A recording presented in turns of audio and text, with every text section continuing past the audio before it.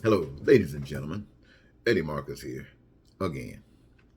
And yes, I am one of the chosen one. Now, I didn't go to Harvard, and I didn't go to Yale, or any of those so called big name schools. In fact, I was suspended from high school my senior year. Had to take the GED, and I finished high school before my class did. Yeah, something else. But I spent that time in North Carolina cropping tobacco. But before I got kicked out of school, I had auditioned for a scholarship, a musical scholarship.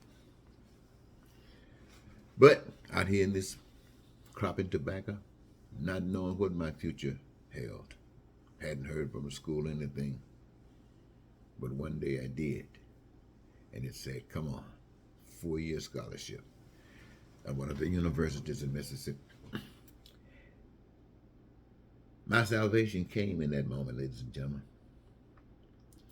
I received that scholarship, and 4 years later, I completed that college, that program, got that degree, social sciences, and became again a part of the world. Everybody is a part of the world, doing my thing, working hard, and loving people by being kind to all that I came in contact with. But one day something happened. Something happened. I was suffering. I was in pain, not of my personal negation, but that of others. I took notice that what was going on, not that I wasn't aware, but now it bothered me. I wanted to know why it continued, and I wanted it to stop.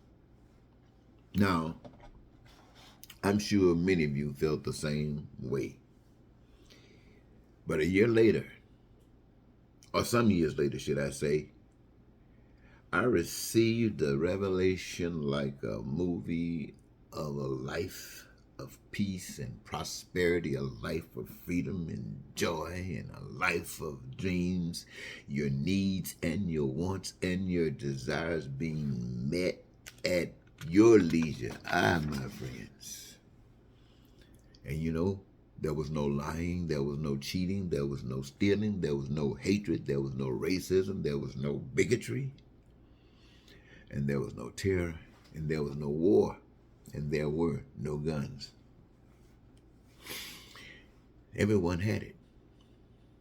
Food, clothing, shelter, education, health care, transportation, infrastructure, and access to any and everything that they desired that was made at the hands of man.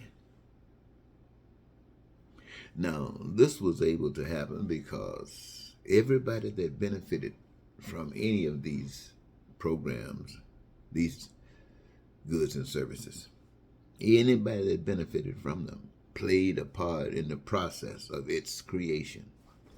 And they did this by identifying their own personal career objective that gives them their greatest joy. And from the exercise thereof, such an abundance is created that no one, I mean no one, is absent of the goods and services.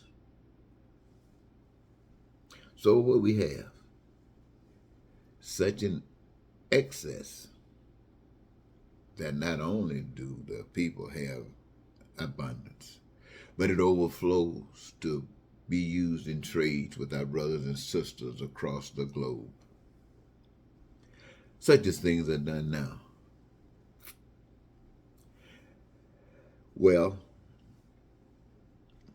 all is received and all is achieved without the usage of money, without the usage of debt, loans and fees and fines and closing costs and opening costs and taxes.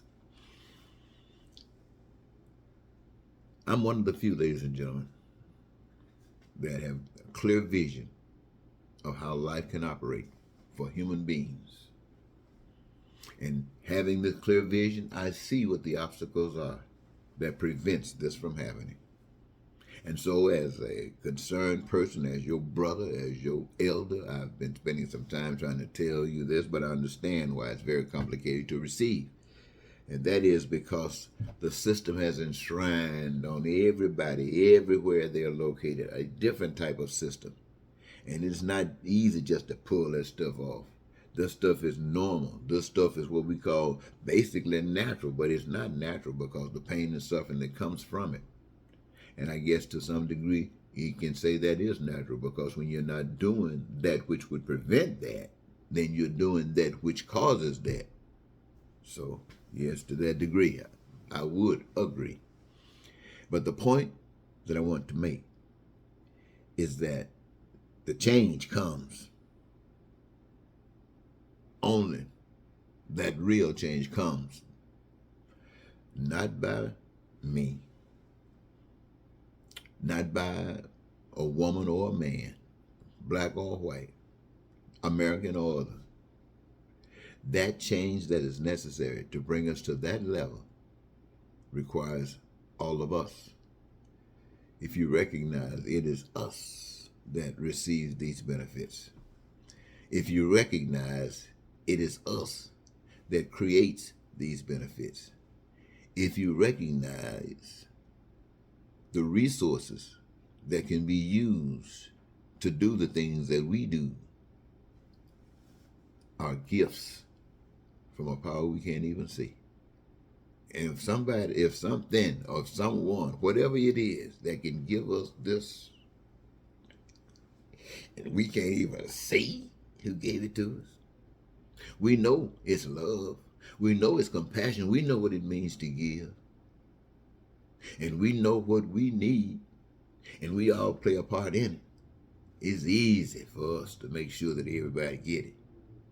So, past the time, as far as I can see, is for it to go. But I want, and I'm sure you already know, I don't care what I want. It cannot happen beyond what I have done to this degree. Unless you, the people, concur. Unless you, the people, say you want a life like that. You know, many of you say you want to die and go to a place where you can live like that. Well, the message is that if you live for that life here, you can have that life here. Here. Because the life that you live for is the life that you get. And if you find any reason, I'm just gonna make you think.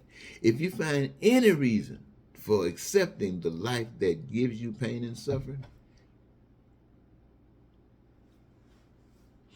you better have a good reason. Because the truth of the matter is that that wonderful life is still there for you. But you have to claim it. Until Eddie Marcus say goodbye.